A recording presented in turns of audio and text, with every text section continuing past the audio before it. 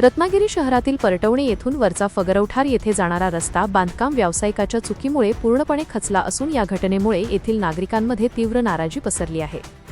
परटवणे येथून वरचा फगरवठार येथे जाणाऱ्या रस्त्याजवळ एका बांधकाम व्यावसायिकाने खोदाई केल्यामुळे पहिल्याच पावसात संरक्षक भिंत कोसळली होती आणि रस्त्याला भेगाही गेल्या होत्या। नागरिक धोका पत्करून या ठिकाणाहून प्रवास करीत असताना तक्रारीनंतर संबंधित व्यावसायिकाने संरक्षक भिंत बांधून देण्याचे मान्य केले होते।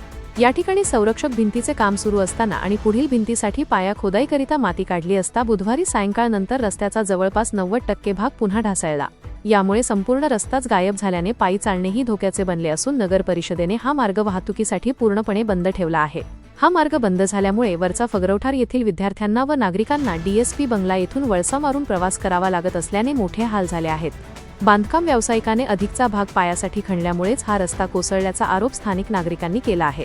या गंभीर प्रकारची पाणी सभापती निमेश नायर यांनी अधिकाऱ्यांसह पाहणी केली असून नगर परिषद यावर काय कारवाई करते याकडे आता सर्वांचे